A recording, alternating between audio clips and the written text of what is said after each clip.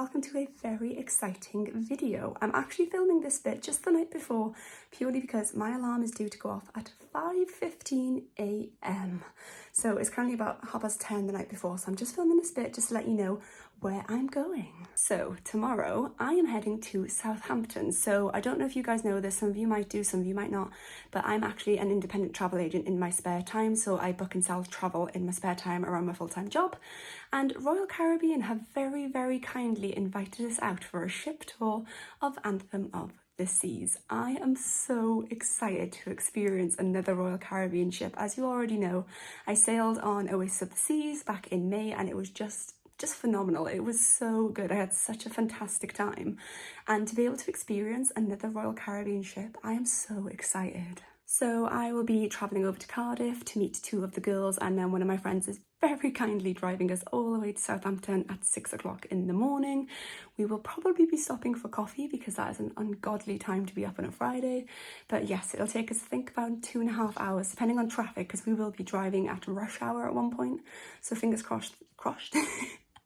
Crossed, the traffic is good to us and kind to us. But yes, I think the ship tour starts around 9:30, 10 o'clock, so we're leaving with plenty of time just to make sure that if there is any traffic, that we can just chill and be okay about it and get there in good time. We will be spending, I think, around 5 hours on board Anthem of the Seas, and we're going to have a full ship tour, and I will show you as much as I can and what I can.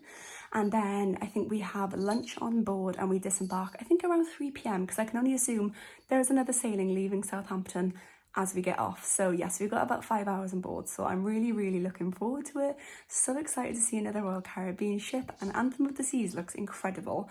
One of my friends at work actually sailed on Anthem couple of months ago now. I think it was one of like the short weekender ones, like the 2-night ones, and she said she had an amazing time and loved it. So yeah, I'm really looking forward to it. Really exciting stuff, and I will take you guys along for the ride.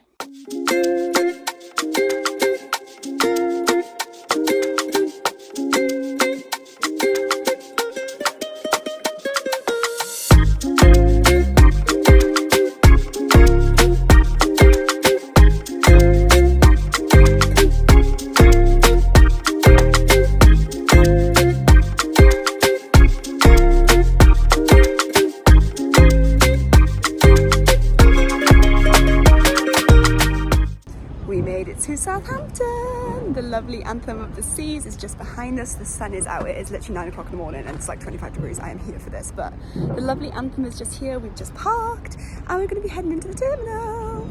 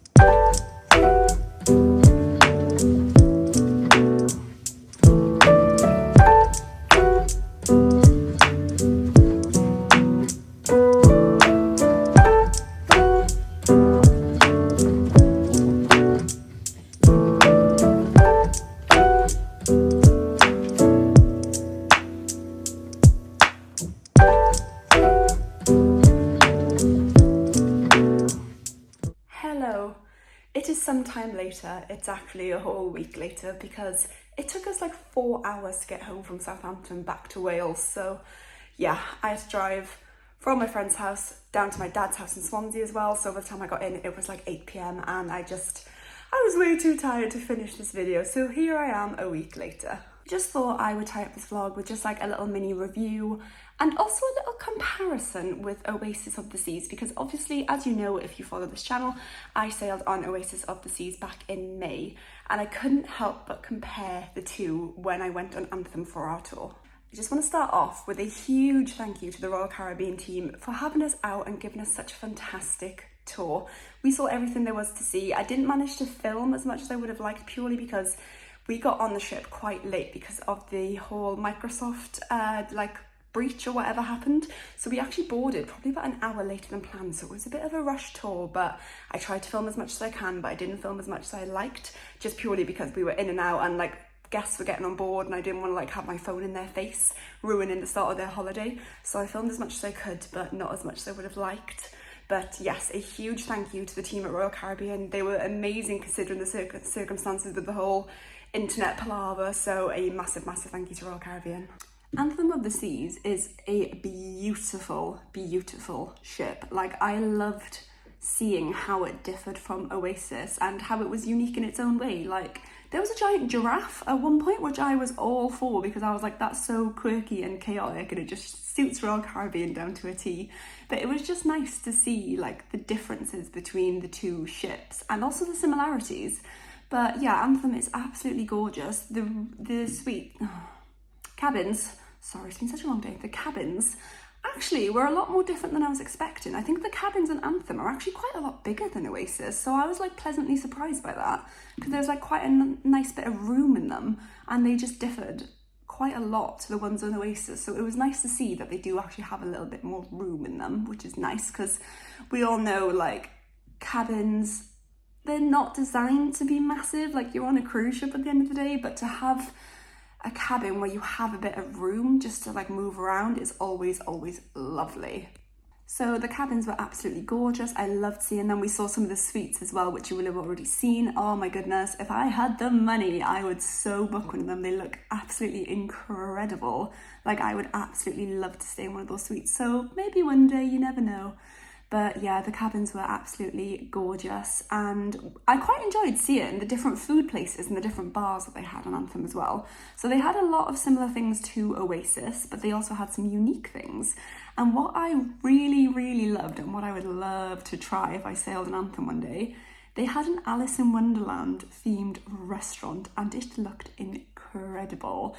Like, our tour guide was telling us that they basically give you a blank piece of paper as your menu, and they give you a paintbrush and a bit of water, and you have to like paint the menu. So you like put the water on the paper and the menu like comes to life on the paper. And I was like, how cool is that? Like, that is so unique, something you probably won't get anywhere else.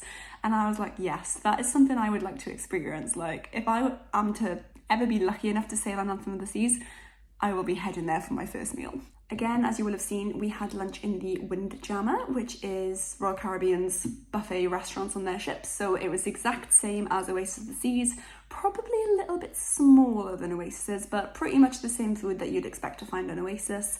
And yeah, absolutely lovely lunch. And the desserts, oh my God, the desserts were incredible. I think I'd actually say the desserts were better than Oasis. They had this little creme brulee, oh, absolutely stunning. Like, I think about it all the time.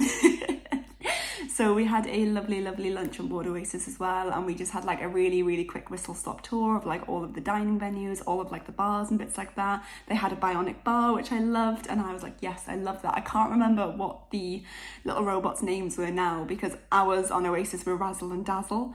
I think they were Shaken and Stirred, maybe. I can't remember, but I remember being like, I love it.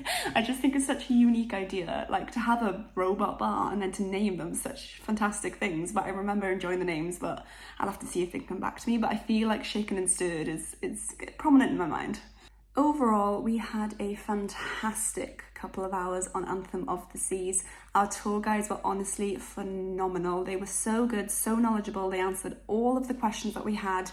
My big question was, does Anthem of the Seas have any water slides? No, it does not.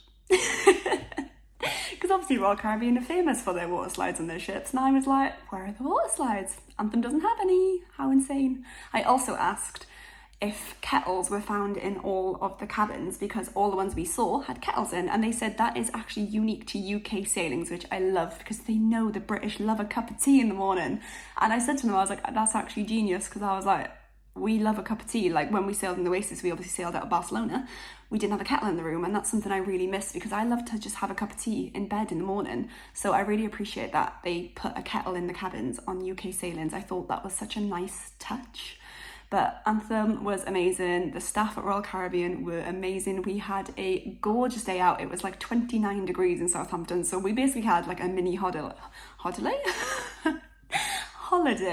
So I just pretended I had a little mini holiday because I'd been on a cruise ship, I'd been in the sun, and I had some free food, so. But no, we had a lovely day, and I'd love to sail on Anthem one day. Like, Anthem sails a lot from the UK down in Southampton. It's about a 3.5 hour drive, but yeah, maybe one day I'll think about booking a little Anthem of the Seas cruise, because I'd love to experience everything that that ship has to offer as a guest and not as a visitor. So yes, a fantastic day. A massive thank you to Royal Caribbean for showing us around and having us out and very kindly hosting us. And Anthem of the Seas is absolutely stunning. I would really highly recommend you look into Anthem of the Seas if you are considering a Royal Caribbean cruise, because I can guarantee you will have a fantastic holiday.